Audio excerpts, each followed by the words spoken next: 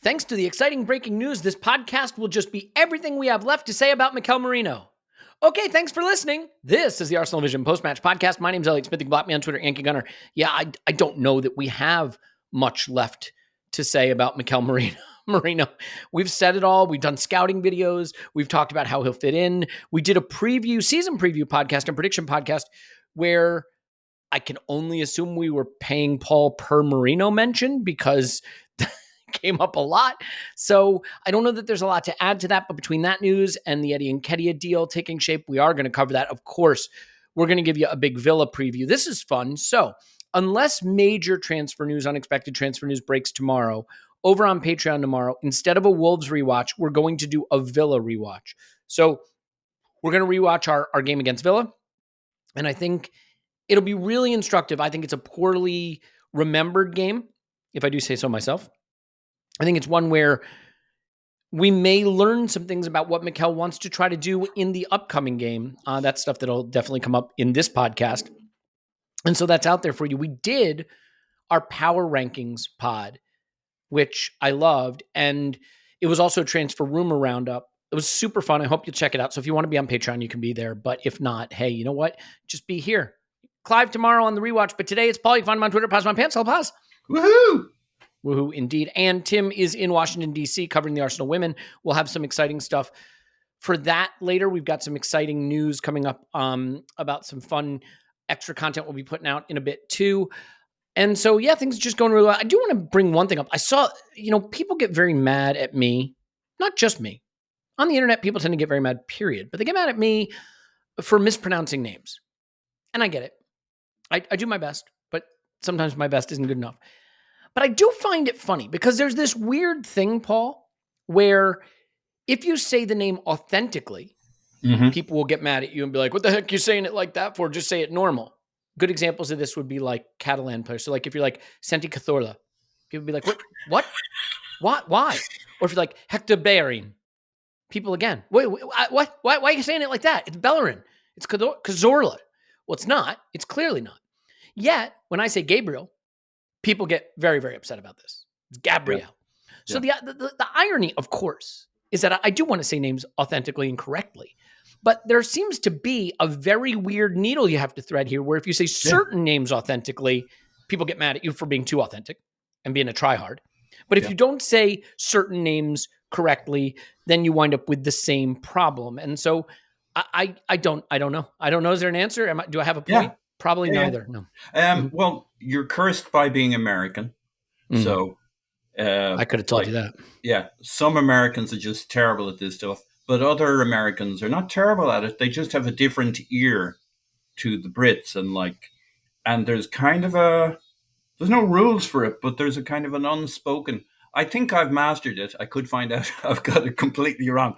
But in my head, I'm like, yeah, I know when to go like all foreigny on this name and all just pronounce it like it's spelt on that name. Like there was the whole movement for Ødegaard and Holland. Ødegaard. And I'm like, that's just silly because it's like, it's Ødegaard, so just say Ødegaard. And it's Haaland, so just say Haaland. I don't owe Holland anything at Man City. Holland. I know he's getting paid by multiple different sources in different countries and different bank accounts. I don't need to do him any allegedly.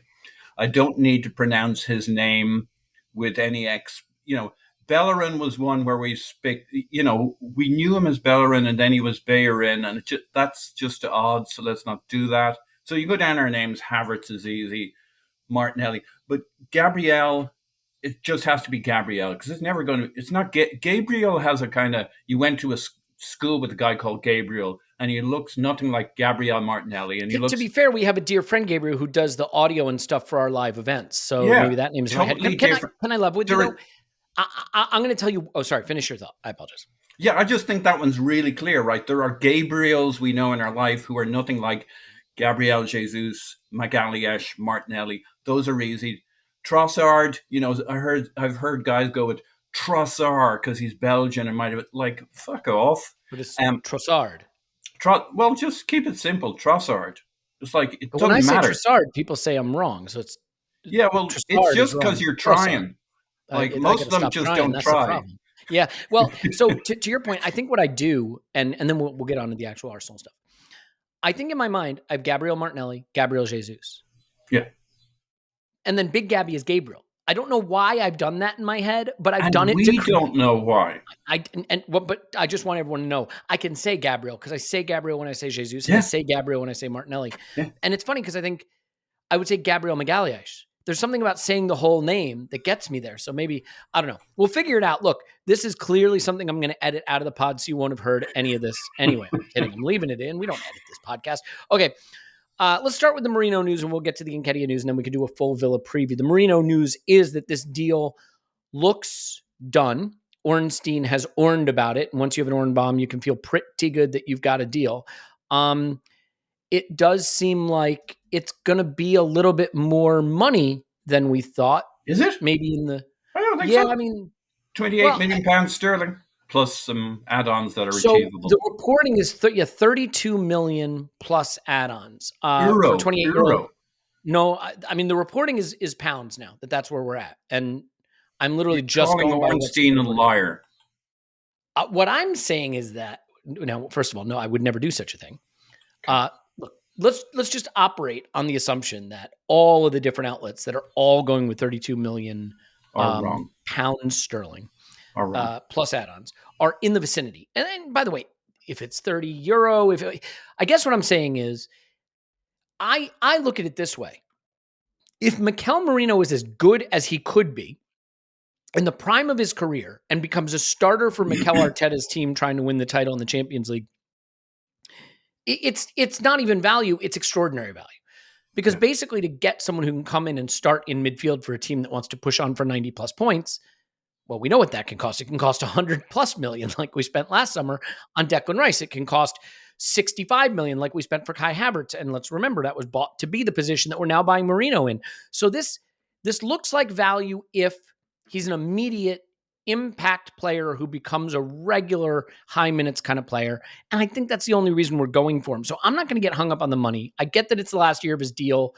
It is what it is. What's your thoughts on the mechanics of the deal before we do yet again another little bit on what he might add, but I don't want to go too deep because we've done it already. Yeah. So I think you make a great point, which is the strong part of our buying and selling game, which is debatable if we're good or bad at buying or selling. You could criticize us for a certain profile of player overpaying, and then after some period of time, people realize or accept that it might or might not have been an overpay, but we got value from him. So you have White, you have Rice, you have Havertz, who you can easily say it was said of us, whether you agreed with it or not, that we overpaid for those guys or paid a bit more or certainly didn't get a deal. I think that's right. But they were players that clubs knew we wanted, that everybody we knew we needed, but most importantly, that the manager knew how to use them when they got here, that they were always available, always fit, could play 90 minutes, not 70 minutes, 75, just on volume. If the guys are good, fit in, and the manager knows how to use them, on volume, we get our money's worth. Because if you're a 100 million player and you compare him to another player who's 80 million but isn't always fit, as most players aren't, but he's got these titanium players in Rice, Havertz, and White who are literally always available. Merino's pretty much, I think, I don't know the same amount of his injury history as I would have on those other guys when we're signing them, but he's pretty robust. He's missed very, very little time. He's basically an always available. Mikel Arteta is 100% going to know this guy, going to know how he plays. Real Sociedad is his hometown, is Mikel's hometown team. They both have the same name. Joking apart, they come from the same part of the world as, Mikel Arteta follows the Spanish team, I'm sure, in great depth, knows all about those guys, knows all the people around him, knows all about the character of the guy, would have known him when he was playing he's basically a PL player, and that's where we specialized. Overpaying slightly, they say, for a PL player that Mikel Arteta knows exactly how to use him, knows how to hit the ground running. And this guy has played in the PL, maybe not very long, but he took the lessons he learned, and he plays like he's in the PL anywhere else he plays, whereas in Real Sociedad, he's scrapping, he's physical, he's got a long body, short legs, back to the legs. And I think he's going to hit the ground running, and Mikel Arteta is going to get his full money's worth for him.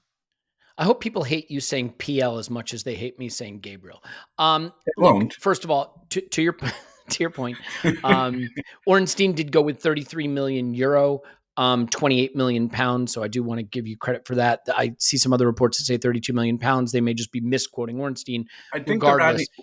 So I think what goes on is some people like the big number because it's more attractive as a headline. So if you add in the add-ons, that's where you're at. But Ornstein said 20 when I did the Google convert, 28.4 plus achievable add-ons. So it'll end up. Yeah, look, Sociedad are going to report it as 32 million pounds, and Arsenal are going to report it as 28 plus add-ons. All good, all fine. Let's say this. Aside from Martinelli and Saka, if Mikel Merino mostly starts, I think I have to be right in saying he will be the least expensive outfield player that regularly starts for us. I mean, Havertz was 60-something, Rice was 100-something, Odegaard was... 42 million, was it something like that? Merino looking like 28 million. Then you've got Saliba was over 30, if I remember correctly. Ben White was a lot more than that. Gabriel, I had Saliba's 28. Yeah, all right. So roughly in the same vicinity. Could be wrong. At 19 years old. I think Odegaard was in the 30s. Again, talking punts, pounds. As you go through it, you actually realize what a phenomenal team we've built on a budget. Whether you put Trossard or Martinelli at left wing, both cost-effective solutions. Really, it's just Kai and Rice that were acquired at the really top end of the market. So to have built a team that looks ready to challenge on all fronts, mostly out of 30 and 40 million range buys and an academy guy and a punt from Brazil, it's actually pretty impressive if you think about it. Very impressive, I think you should say. Now, it does raise some interesting questions for the squad that we can go through. I do think that, well, first let's say this, right? I mean, it is, any signing can fail. And the way they fail is they're not as good as you hope they are. If they're not as good as you hope they are and they fail, I think we've fooled ourselves in this idea, well, everyone can be sold back for a profit. But we have seen that not to be the case. Like Sambi, Fabio Vieira, like these are players maybe you're lucky if you get your money back, but oftentimes you're not able to.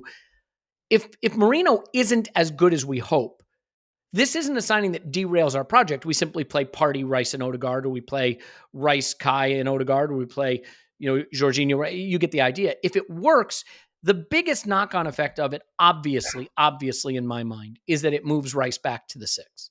And I do think Declan Rice, whatever position you play him, would be phenomenal, sort of like a Bukayo Saka. But in my mind, the position where he can really become £100 million value is at 6 more than 8. That's not to do him dirty on what he's done at 8. It's more what I think where he can be special in ways other players can't. Whereas I think you can kind of get things at 8 from other players, like we saw Granit Xhaka last season, for example. Clive did a brilliant piece on the last episode, though, saying, don't think of it as 6 and 8. Think of it as left and right. Because we've really been using our 6 as more of a right-sided midfielder, allowing Rice to play more on the left and then get forward. What do you see as the impact of this move for Rice, assuming Merino plays a lot, and how we will utilize him and get the most out of him in terms of his role with Merino coming in and presumably taking on the role that Rice has otherwise been playing? Well, I am getting to the point. We have so many good players now, right? And we've looked at City, and they have 16, 17 players they use every season. A couple of players will start every game if they're fit, but they move the others around. And I think we're finally at the level of squad depth where, we need to start moving away, as Clive says, of not thinking about 11s. the starting 11. I've resisted that in previous seasons because once I got past the starting 11 with maybe one or two alternatives, it wasn't that exciting. But now it is. You go position to position, and there's almost two players everywhere that for different games you could talk yourself into this guy should start against this and this against that. And in midfield, I got to say, I don't really know how it's going to play out. Like my knee-jerk reaction from a few seasons of Arteta's Arsenal is, well, Merino will come in and he'll start most games as the left eight, and Rice will start the almost all games. He'll start almost all games, and because Merino will start many on the left, and maybe Kai will play a couple to get Jesus into the team, it won't really leave very much for Rice. He'll have to become the world-class number 6 and to start to Rodri a bit more, because that's the part of the game. Okay, you can get the distribution from other places, but it's always better to have one player that can do the full job than one guy and he needs a couple of other guys to do the things he's not as strong on. So that is the challenge for Rice. Can he become not just a world-class number 6, but a world-class number 6 for the style of football that Arteta plays? And you need you need tempo, you need clever passing, and Rice has some of that. But when you get out the radar, it's not going to be as all colored in as it is for Rodri for some of the aspects of that game. So it is a big challenge that's about to face Rice if Merino and Havertz are soaking up basically all the left 8 minutes. It's going to be very interesting. Like, he's a great player. I agree with Clive in your point, which is it will be a dynamic midfield, and Merino's probably the right guy to be able to step back a little bit if Rice charges forward with the ball and uses that aspect of his game to kind of break into space. I see it that the left side is the one that has more space, and the right side is a bit more congested and more Jorginho friendly, if you like. The left side is more Rice friendly because you got more space to run into from deep. Can I stop you on that?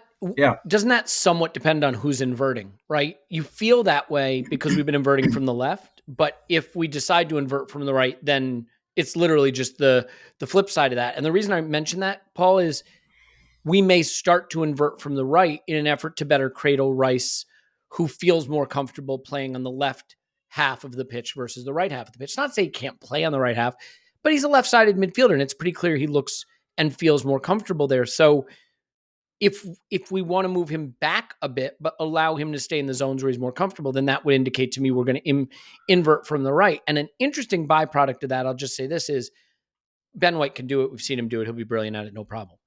But that is where Timber suddenly becomes quite interesting. If Mikel says, I want to give Timber some starts at right back because he really likes the look of Timber inverting, maybe even more than he does Ben White. I don't know that to be the case. I'm just throwing it out there as a hypothetical. So do you see that as being another knock-on effect, that we switch the sides we invert from? No. So I'm going to take a strong position on this. Please do. I don't think White is great at inverting. I think he's okay. I think he's a decent passer. He's way better if you, like, where do you want White? You want him up beside Saka and Odegaard. I don't think you screw around with that side. That's genius up there. And do I think Calafiori will start more than Timber?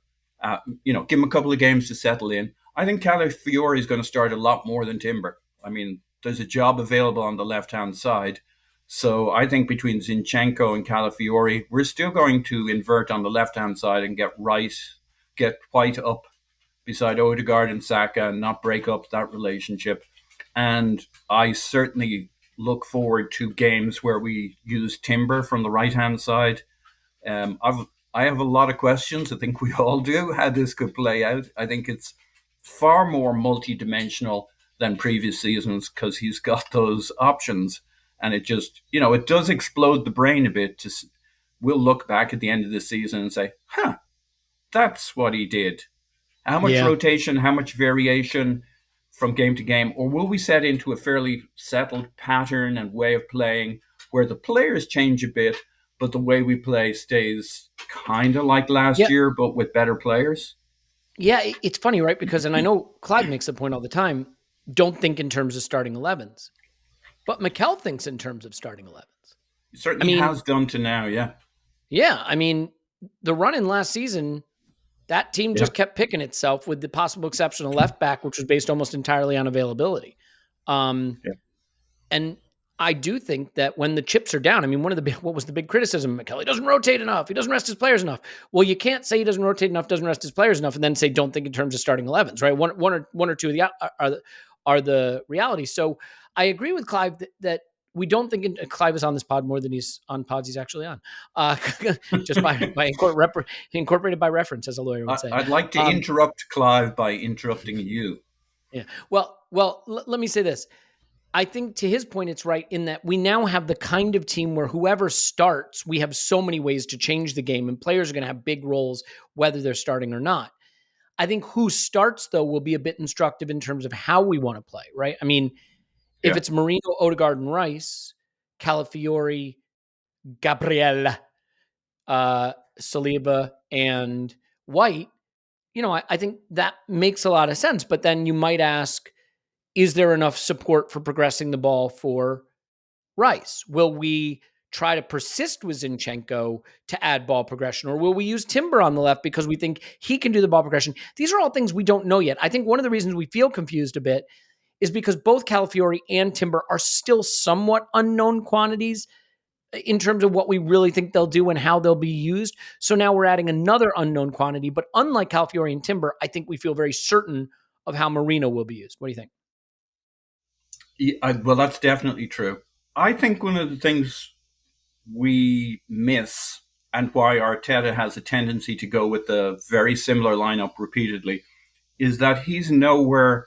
We love our football and we have players we like and we maybe don't mind if they're rotated because they're both good. And I don't think I think he sees tactically different things he wants to do, but I don't believe the level of football is anywhere near that perfectionist wants it to be. So here's a Rice quote, a Benjamin White quote, Ben, from an interview we just did where he says, a bit of a chat and, how can you improve? What are your goals for the season? He says, if you ask the manager, there'd be loads of things I can improve.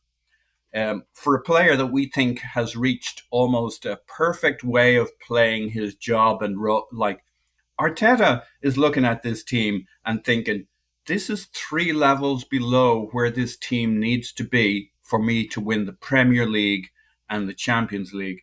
And he is not as ambivalent is the wrong word, your mother's favorite word, and a very good word that means something different to what a lot of people think it means.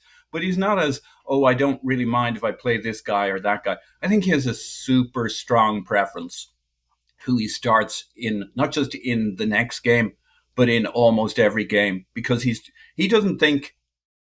thinks our football's at a 7.5 and he wants to get to 8.5, 9, 10 territory. He wants to be as good as City in how they play, not just in how we perform across the sea, but the levels we can play our football at. He doesn't think we're at where we think we're at. The tiny details he sees all over the pitch drive him absolutely nuts. He contains himself so that he doesn't tear into players. But I bet he's driven nuts by the things that even Ben White has still to get to, still to improve on. He's looking for players that take him there. I think he's going to love Merino in ways that we don't see, because Merino sees football the way Arteta does in many ways. I think there's all sorts of things going on there. And we may well see that even with all of these options and different ways of playing, he starts to go back to a favored lineup of 11 or so, because he's still not happy with the level of the football, and he's going to play the players that get him up that notch further and that notch further. The interesting thing about Merino is sometimes you sign a player who gives you things you don't have, right? And you say, oh, that adds something we were missing. Sometimes you sign a player who is just more of what you're about and what you do. And Merino is definitely in that latter category. He wins duels. He wins balls in the air. He is an absolute pressing monster, right? He's got a little bit of that end product stuff arriving late in the box. He's going to be great off set pieces. He understands how to cover defensively and stay in his shape defensively. And the only thing I would throw out there as a possibility, it may be the case that actually in Mikel's mind, Thomas Partey, Martin Odegaard, and Declan Rice is the best midfield we can put out, and that's the midfield we will continue to put out. And that Merino can do the things Rice does enough, and there will be games where he starts and Rice moves back to 6, or if Rice just isn't available and needs a day off.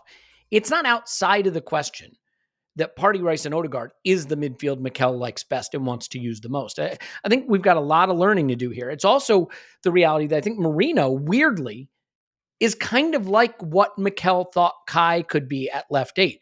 Big, a dual winner, a presser, a late box arriver, a aerial dual winner. So, maybe slightly less technical, but a little bit more physical. These things will play out over time. My question for you, Paul, is how quickly? Like, there's no chance in my mind that we have Merino signed and in the lineup for Villa. I think by Brighton we'll know. Because unlike Calafiori, I don't think Merino needs a month to integrate. I think Merino understands the system. He's played with Martin Odegaard. Mikel's probably been talking to him forever. I think Mikel feels that this is a guy you could drop in it and understand his role pretty quickly. I think I could see him being in the team and playing again as soon as Brighton. But I'm curious, what do you think ultimately? Let's end this section with just a quick near term, what you think we'll see and what that tells us about Mikel's overall plan.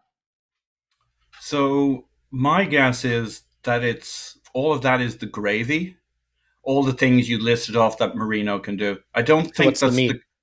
The meat is, remember how Xhaka played the position. He was kind of a hub, a tempo, a triangle, the movement here, the movement out there, the right choice. It wasn't the curling passes from the left 8 spot that meant Xhaka was good at that position. And he wasn't great every game. I think it's the boring part of Merino's game.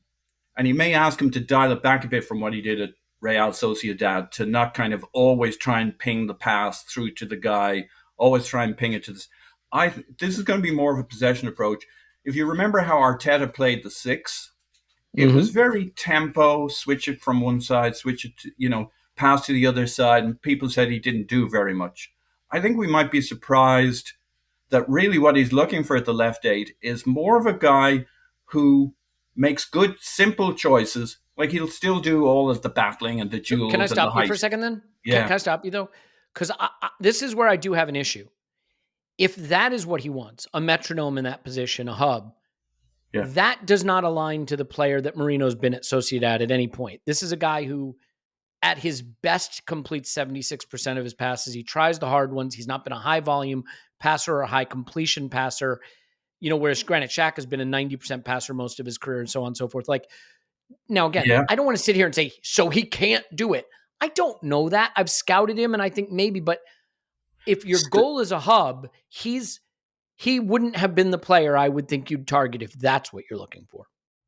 Well, when I watched him playing, and I haven't seen huge amounts of him, that's what I saw. Clever decision-making. Now, Real Sociedad didn't play the possession game. They were pinging it to Merino under fire, whose job was to ping it forward, and that was their style of play. I think he's super adaptable.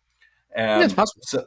And I think so here's what we will see over the next season. We will see a player who's much more secure in possession than we have allowed for, because we are a possession team. He's not going to want the ball fired into Merino while against a low block, and Merino's firing it into the box of the center forward, and we're losing the ball. Like, it's going to be Xhaka 2.0, and we're going to see a guy who knows that area of the pitch, Spanish in his approach to the left 8 spot, triangles, getting Martinelli in with a clever ball, not a genius Kevin De Bruyne thing.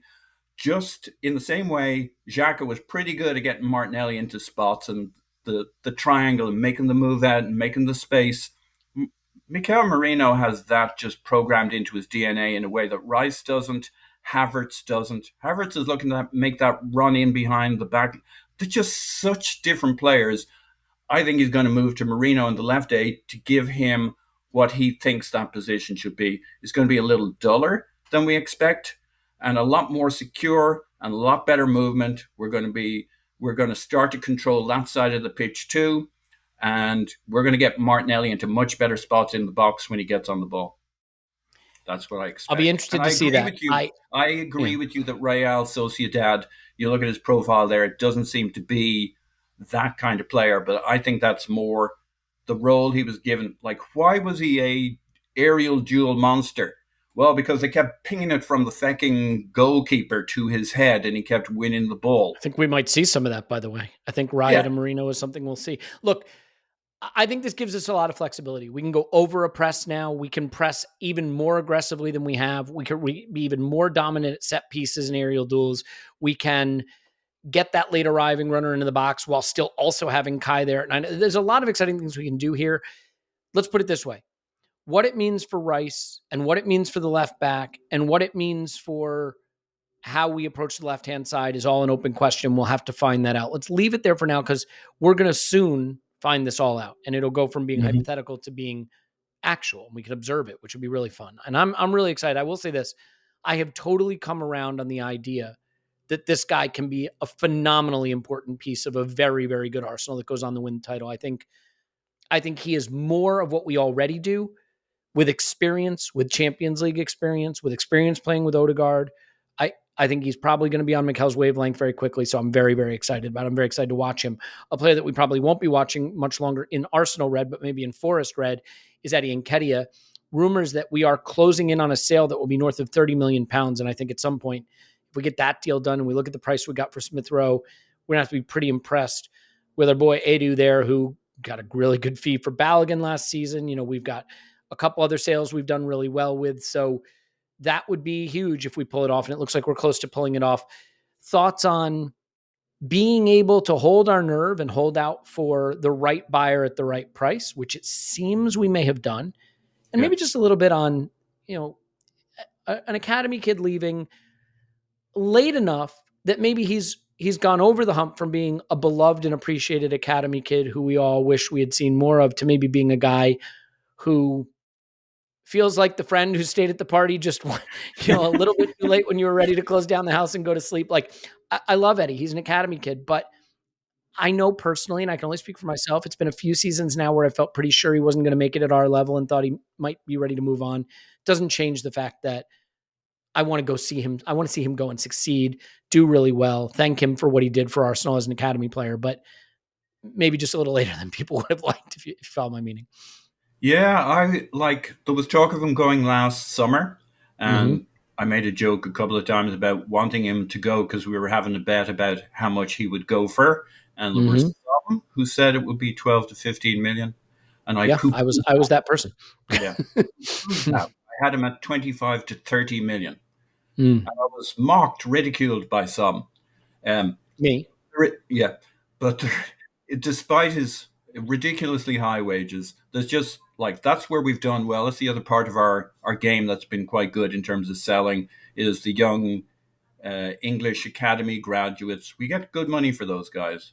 Back to Alex Oxlade-Chamberlain, Iwobi, Willock. You know, maybe it's not our genius. Maybe that's just what the market wants, but the market tends to want that. And I think I would have been pretty happy as long as we had a backup option if he'd went last summer. And you're right. In a way, it's been a wasted season in that we used him a bit at the start. We didn't love it. And then we didn't use him after that. But maybe the real genius move would have been to do this a season earlier, get a different new player in that could contribute as last season went on. Who knows what difference that could have made. But it's definitely time for Eddie. I think he will be very fondly regarded, supported. We'll want him to do well. And I always felt, even when he was doing quite well for us, he was adapting to a style of play that doesn't suit him. He's not a false nine. He's a get him in the box guy. And I hope that his next gig at Forest gets Eddie into the kinds of situations where he can show what he's better at than other forwards, other strikers, as opposed to our system where he was doing his best to do an impersonation of Gabriel Jesus and not many apart from Kai Havertz can do that. Yeah, I mean, Eddie Nketiah is a success for the academy, an unqualified success. He made the first team. He started games for the first team. He scored important goals. I mean, the win against United alone at home, what was it? Not this past January, but January before, much like the Reece Nelson Bournemouth moment, something he will have for the rest of his life. Eddie Nketiah came across so great in the Amazon documentary too. I thought his character as a person, despite going into his 25-year-old season, really being on the fringes of being part of the Arsenal team, never seemed to be a problem with his role. Fought for every minute he could get and fought to go out there and succeed.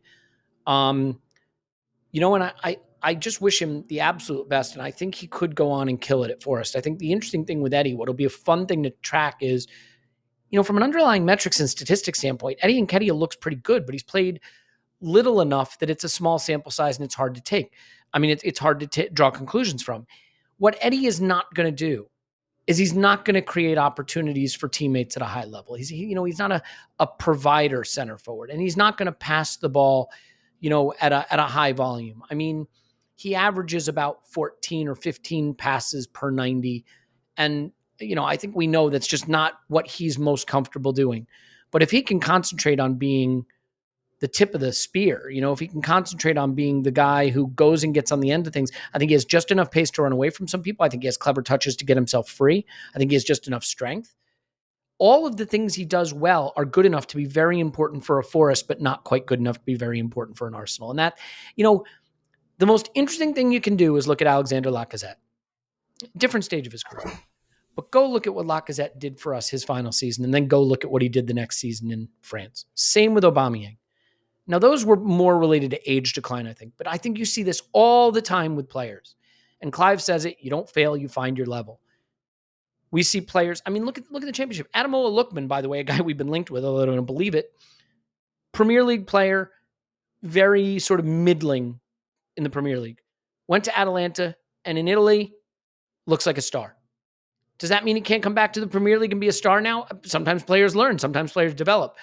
But I think when you're at this level, right, the absolute top of the game, some players can't quite make it there, but they can look fantastic just a little bit below it.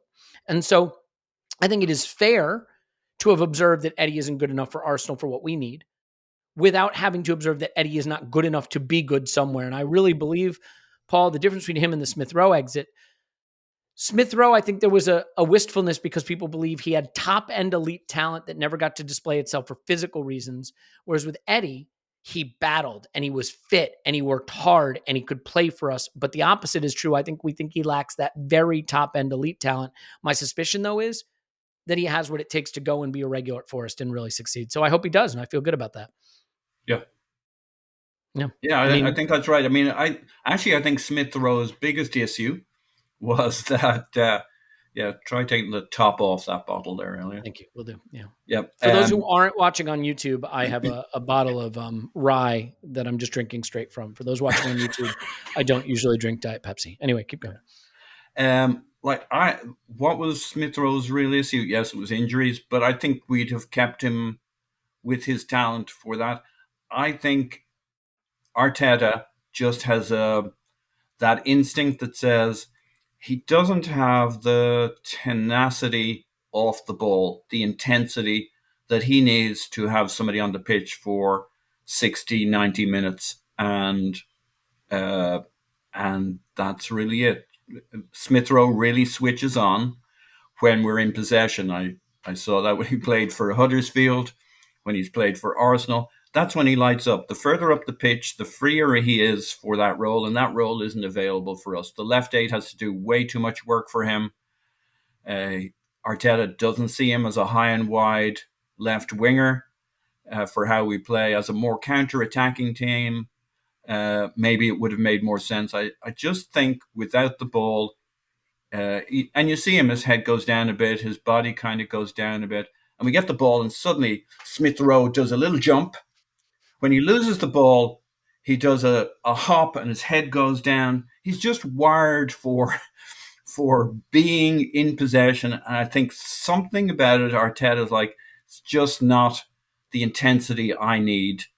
I think that's fair. Yeah. Not that he's unprofessional.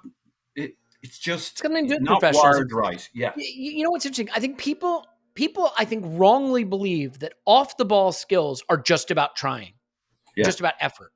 Oh, if you just tried harder. And I think understanding where to be off the ball and how to stay switched on to what's happening around you off the ball and how to know where to stand up, like that's talent too. We've got to stop classifying everything that's not kicking the ball into the net as just trying.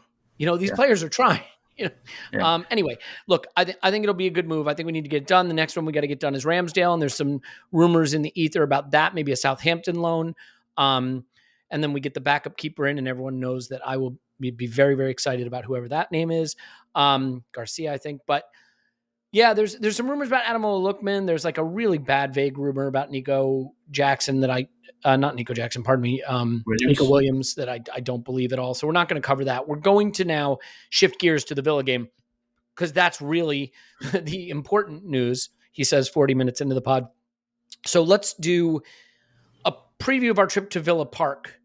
But a preview of our trip to Villa Park would not be complete without telling you how you can watch a game if it is not available in your geographic area, and you do that by using NordVPN. So NordVPN, what is it? It's a VPN. What's a VPN? It's a way that you can let your computer or your tablet or your phone browse the internet as though it's somewhere else, right? Virtual private network. So that when you go to ping your streaming service or the link you've been given or that video on social media that says not available in your location, it now thinks it is available in your location. So you can watch that sporting event. You can watch that video that was shared on social media. You can watch that streaming service. You could even sign up for a streaming service overseas where they actually charge less and then just have that service for that price. How about that? The other thing it does is threat protection. It helps deny you the benefit and privilege of going to one of those dodgy links for a football match and suddenly your computer has all kinds of stuff on it you don't want. So Nord is a good one. The speed is good. People love it. This is probably the promo code I'm asked for most. So you can get NordVPN by going to nordvpn.com/ArsenalVision.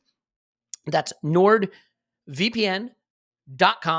NordVPN.com/ArsenalVision. Get a huge discount off the NordVPN plan and 4 months for free. And it's risk-free with a 30-day money-back guarantee. 4 free months, huge discount, 30-day money-back guarantee. Go to nordvpn.com/ArsenalVision and do it now. This podcast is sponsored by BetterHelp. BetterHelp isn't just online therapy. It's therapy. It just happens to be online. Literally had someone the other day ask me about this, and it's really simple. Therapy, like exercise, like eating healthy, like anything we do for our health, therapy is part of it. Now, look, you want my honest opinion? When I did therapy, I did it in an office with a therapist who I really clicked with, and it was a very positive experience. The problem is you can't let perfect be the enemy of good, right? You can't say, oh, I don't have a gym near me that has all the equipment I need, so I'll never work out. Or I don't have the exact ingredients I need to eat healthy, so I'll never eat healthy. I think the point of therapy is you do it, you start it, you try the process, you see what it means to get things off your back, what it means to get the things that are blocking you out of your line of sight so you can focus on the things that are important to you. This is a way you can do it without leaving your house, more affordably, more flexibly. Stop comparing and start focusing with BetterHelp. Visit BetterHelp.com/vision today to get 10% off your first month. That's BetterHelp, HELP.com/vision. Do it now, Paul. Is that enough of that? Indeed. Nailed it. Okay. Villa Park. Yeah. Heard of it. Not a happy hunting ground last season. And in fact, Villa came to the Emirates and got a win. These were two games that I feel we blew in the one way that I thought we blew games last season most of all, which was simply not executing in the last third of the pitch. We made a couple of mistakes and they managed to get a few jammy goals. But frankly, both of those games should have been out of reach for Villa had we executed our game plan. I want to start with the lineup. In both games against Villa last season, Kai Havertz started at 8. In the home game, people were particularly upset about this. We'll see during the rewatch tomorrow that I don't think that was fair because Kai Havertz got in time and time and time again with late runs in behind the back line, and Zinchenko was the one who set him free. Kai is now our unquestionable first-choice striker in my mind, but it seems very clear that Mikel figured the right way to attack Villa was with Kai at 8. He did it twice last season. Will he do it again this season? What do you think we'll do in terms of the lineup and especially our center forward? No clue, but my guess is we go again with the starting 11 that we saw last week. No change? Yeah, no change. Like I get the logic of having Havertz and there to make those runs in behind. And yes, they play with the high line, but it's basically seems to be a 4-2-3-1 with Onana on would be marking the left 8 side of the pitch. So it's going to be a very physical midfield compared to say last year. Our left side of the pitch, by the way, seems to play right pivot with Tielemans a little freer as the left pivot. So I think there could be a really good duel for the midfield there, and I can see Rice matching up against Onana, free to handle him. Havertz again physically in that area of the pitch, so it might be Rice and Havertz. With Havertz having dropped a little bit to help in and around that area to get the ball off them and spring Martinelli against a high line. I think that's how we do it, how we play. I don't think we need to overthink it. Villa are very good, play with a high line, play a 4-2-3-1. So what? The only thing we needed to do last year was put ball in net when had lots of opportunities. And if, that was the worrying thing from Wolves, we had plenty of opportunities, or at least good situations in the first half. We'll have more opportunities, more shoot ball and goal opportunities in this one because of the higher line potentially or better situations. And, it comes down, as Mikel, I can hear him saying right now, it's about what goes on in the two boxes. And, they got Watkins. They got a lot of dangerous players, but they got Watkins. They got Duran, who's only 20 apparently, but apparently knows how to put ball in net. They got Bailey. They got Ramsey. They got McGinn. Rogers seemed to be playing as a 10 in the last game. But they've got lots of legs. They got Tielemans with his clever stuff, Cash Digne. There are lots of good players. It's going to be a really good football game, and we need to put the ball. I don't think there's any great mystery here. They don't do anything so incredibly weird. You're not playing De Zerbi or something. We will have our chances, and we need to score them, and we'll have more chances than them. But if we don't score them, we won't get the result we want. They gave up a lot of chances to West Ham. 2.3 expected goals. Now, look, a big chunk of that was the 0.52 chance that Souček missed in 90+7 and the 0.28 chance that Souček missed at 90+7. So that's, 0.9 of the XG that they conceded.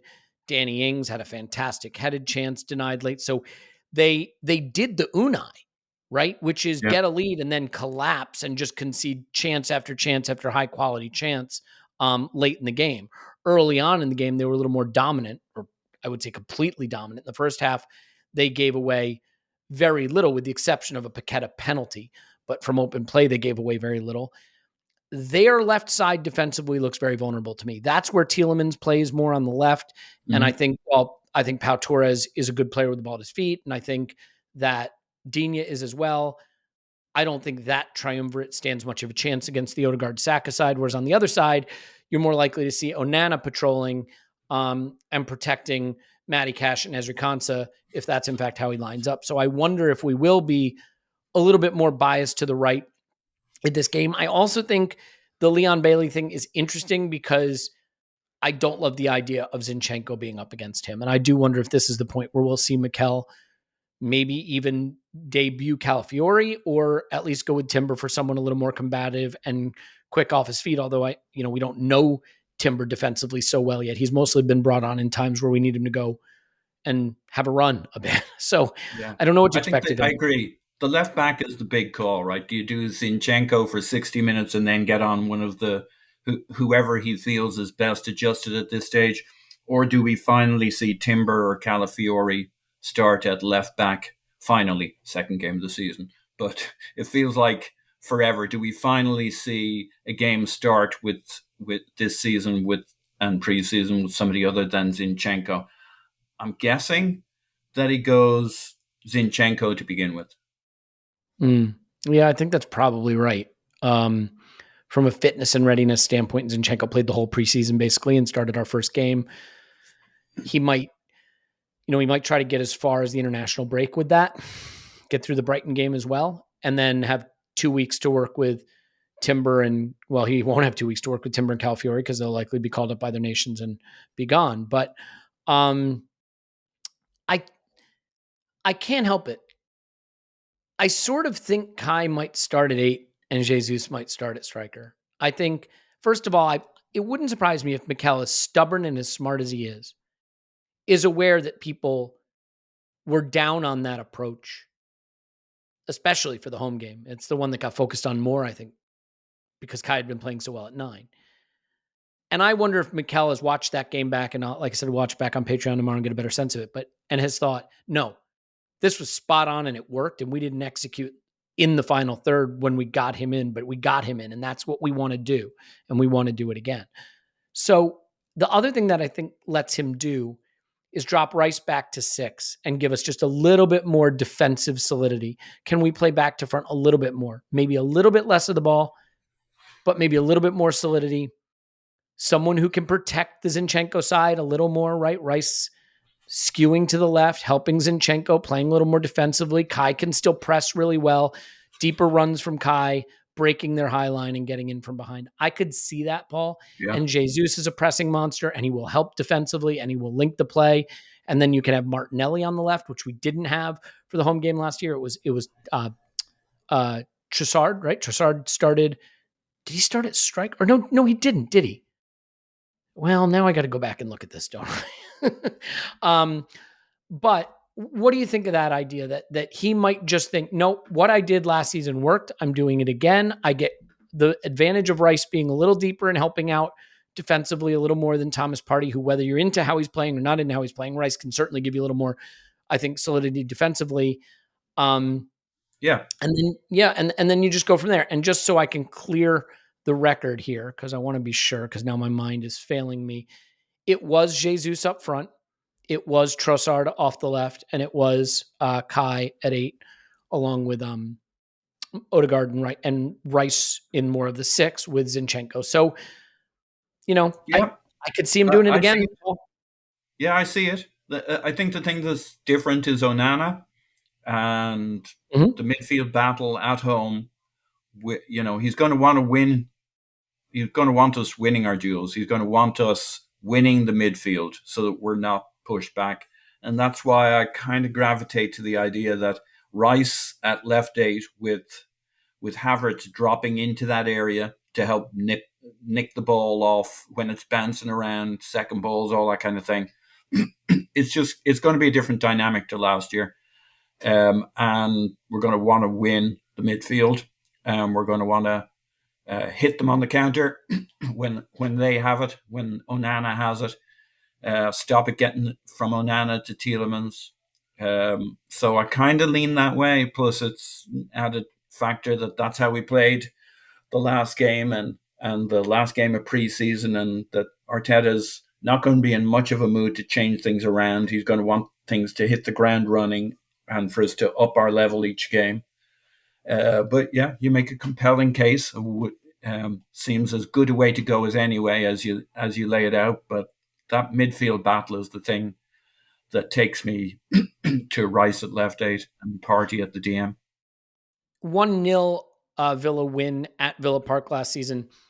McGinn early on, it was a bit of a defensive mistake jumping out of our hole and getting caught, but they produced almost nothing after that. I mean, that's the thing that's really striking about this. 0.9 expected goals when they came to the Emirates, 0.6 expected goals at Villa Park. They managed 10 shots. They had 39% possession. I mean, to be fair, they got the lead early, and so there's some game state stuff here, and we know if they get a lead that what they're going to do is they're going to sit back a little more. That's kind of how this works with the Unai stuff. But in general, I have this weird thought that our approach worked in the Villa games and our execution let us down. And the only thing I'd say, Paul, and I wonder about this, Martinelli had a mixed game against Wolves. I think some people feel he was very good and could have had more if the final ball was right, or, could have had an assist if the finishing was better. I think some people think that his final third sort of end product final ball stuff was uneven. Any way you look at it, I just think you want to have someone with really big pace, lightning pace, burst away pace against Villa. I don't think you want to be one one-paced, and not that Saka can't run and Kai can't run, but I think the way Martinelli can run really changes things. And I think will also force Leon Bailey to be a little bit more concerned about what he's doing on that side and supporting that side.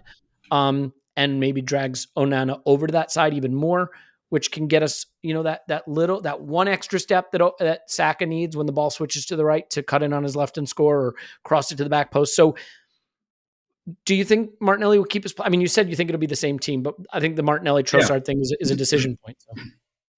Yeah, I can see Trossard coming on with 70 minutes played because the result isn't where we need it to be. We're having opportunities, we're having chances, and somebody needs to put ball in net, and he's a good lad for that.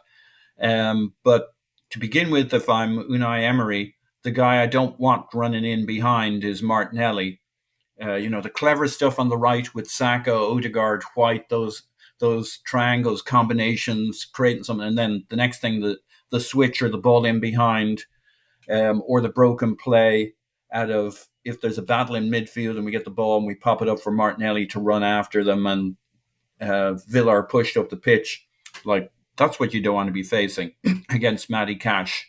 So yeah, I think it's Martinelli for me with Trossard on 70 minutes if needed. I think one of the big factors last season for Arsenal against Villa was in one game clearly, and I think you could make the argument even in the other game, that fatigue was a huge factor in the second half. And yes, that was between the Bayern legs. Yep. Yeah, and it is really the explanation to why we couldn't maintain what we were doing that was working so well earlier in the game. And I don't think that's going to be. We have enough, a deep enough bench that we can make the changes in the second half to maintain the level. Okay, we didn't really see that against Wolves, but a week is a long time in the first couple of games of the season. So I think off the bench, we're going to be able to maintain our levels, and that's really what cost us against Villa. That we got sucker punched in the second halves, and we got to maintain our levels and push on. So Martinelli, Trossard swap on 70 minutes as required.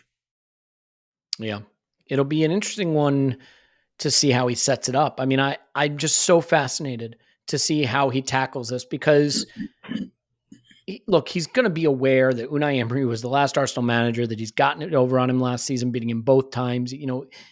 I don't think Mikel is going to spend too much time thinking about that because he's got bigger fish to fry, but I'm sure it's something he wants to put right. And again, I think it's going to burn him that he'll feel like he actually coached better than the other guy coached in these fixtures and the players didn't really execute. I'm not, I'm not trying to take sides here. I'm just saying, I'm sure this is something where Mikel is really going to have them up for it and have the plan he needs to have. And Villa were very, very vulnerable against West Ham in the opening fixture. So we'll see. Second fixture of the season is always interesting. Second week, because you draw quick conclusions from that opening fixture. And then that second one comes around, and I think it fills in a lot of gaps. For example, Brighton are excellent. Man United maybe are back. They play each other at the Amex as the first game of the weekend. A 6:30 wake up if I want to watch it, which I might actually do because we have Brighton after that. That'll be an interesting one. Seeing what Wolves do at home to Chelsea, right? Are Wolves actually maybe a little better than we think, a little more organized, and our performance was professional, or do they get smoked at home by Chelsea and suddenly it has us rethinking? Now, that'll be after we've played Villa, so we'll have strong opinions about ourselves at that point. Manchester City host Ipswich, and, it is what it is, right? They're just going to absolutely pound the living snot out of Ipswich at the Etihad. It's a very easy start to the season for City, playing Chelsea away, one of the easiest fixtures in the Premier League, and then, playing Ipswich at home. Speaking of Chelsea to Wolves, we'll stop on the Arsenal stuff and just finish off with a couple things from around the league. Liverpool go to Brentford, so should be a comfortable one for them. Spurs hosting Everton should be a comfortable one for them. It could be an unpleasant weekend only because City have an easy one, Liverpool have an easy one, Spurs, they're already in our rearview mirror, but they have a pretty easy one. And we have the hardest fixture of the weekend, I would think. So Ipswich aside, so it could be difficult. We need to get something here, but. The Chelsea thing, just really quickly. Have you been across any of Maresca's comments? Yes. I got to ask you, man, this is the most baffling situation to me. You've got a new manager in a big club. The ownership has clearly made a decision to go on a buying rampage and has more players than they could possibly ever use. No idea what their plan is. They're clearly going to need to shift some players. And he says, there's about 15 of these players that aren't in my plan, aren't training with me. I'm not using them. So really, it's not that big a group because those players aren't in my group that I'm not using them.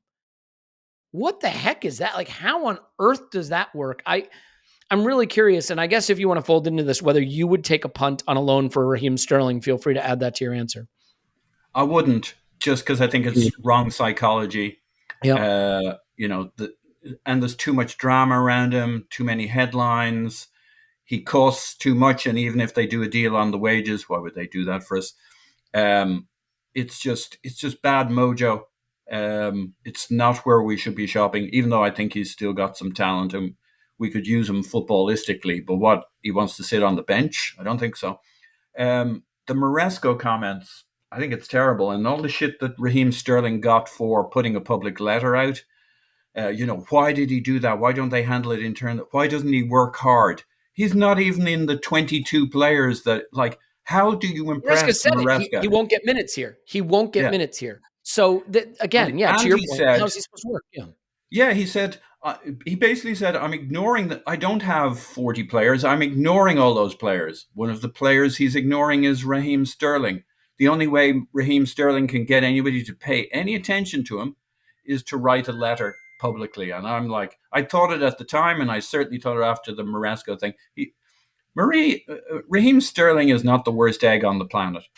If he's writing a public letter, it's because he's like, I'm getting frozen out here and I'm in my late stage career and I need to play. And like Chelsea, Todd Bowley, like if their strategy is so brilliant to have 42 players because they got all these younger players under contract, and these assets are going to increase over time, and look at all these contract years, why stop at 42 if that's such a brilliant strategy? Why not go to 64 if it's so clever?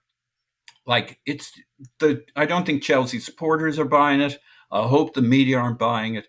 It's kind of crappy how they have treated players in their careers, young, old, or whatever. It's just a shitty way to treat players. And I don't care that they get paid, right? Sure, I'd love to be paid too. I'd love to be paid but Raheem Sterling could have sat on the bench for the next 3 years and taken his money. It's not just about money. It's about where you are in your life, what you're doing with your career. He wants to play. He wants to play for a team where he's important. Look what they've done to Mudryk. Look what they've done to, you can go down a long list of players that they've taken the soul out of any aspect of the football, and money's always been a big part of it. But they've turned it just into assets, not even players and valuations. It's just assets, amortization. I mean, my God, it's a soulless club, but we already knew that. Yeah, I mean, it's gone past being funny now. There's no way they can register all their players. Some of them have to move. Nothing gets you value like people knowing your players are in the trash. I don't know what they're going to do there. And like, given that there's probably going to be a massive offload, everybody's going to be wondering which Chelsea player they should go for. I mean, all the different clubs. I don't know that I want to go to that well again. I mean, to be fair, the Kai thing has worked out really well. So no complaints there. The Willian thing, I know, you'd be building a statue for him outside the Emirates. I wouldn't go quite so far.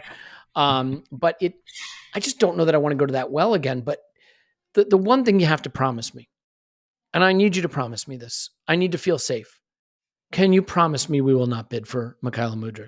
Just give me that, please. I can promise you that, because thank you. How embarrassing would that be for Todd Bowley? I mean, look, that's not what I'm worried about. So, but yes, I would not want that to happen. I think we can just about leave it there. We'll have the rewatch of the Bill game tomorrow, and we'll cover any news before. The way we usually do the rewatch is Clive and I will have a chat about what's going on in the news that day, and then get into the rewatch. And then at the end of that 2.5 hours, we'll chat about what news is broken in the 2.5 hours since we've been recording. So we'll do that. I do need to get your final prediction, though, Paul. What do you predict for Arsenal going to Villa Park? 2-1. To Arsenal? We'll win. Yeah, we didn't look totally locked down defensively last weekend, did we? Like that's the thing that was weird. Saliba, maybe a little rough around the edges. Some players still coming into fitness, certainly a part of it. Oli Watkins is a bit scary, but he's also coming back into fitness. Didn't look fully fit in his opening game. This could be a weird one. This could be like a 3-2 type thing. I'll say 3-1 to Arsenal. I think the big games are where we shined last season, with the exception of this fixture, and we're going to put that right. So 3-1 to Arsenal. And I would take it. All right, we'll leave it there.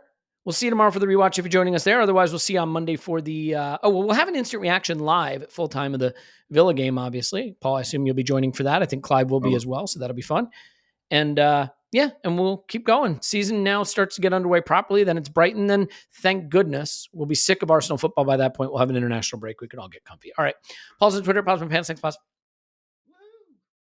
My name is Elliot Smith. You can block me on Twitter and everywhere, really, at Yankee Gunner. Hope you're doing well, everybody. Hope you're getting into the spirit. I feel like the season is a slow burner when it kicks off, and then something happens that gets your blood pumping, and I think Villa Park is just a place for the blood to start pumping. So hopefully good things for everybody. We love you, and we'll talk to you after Arsenal 10, Villa Park 0.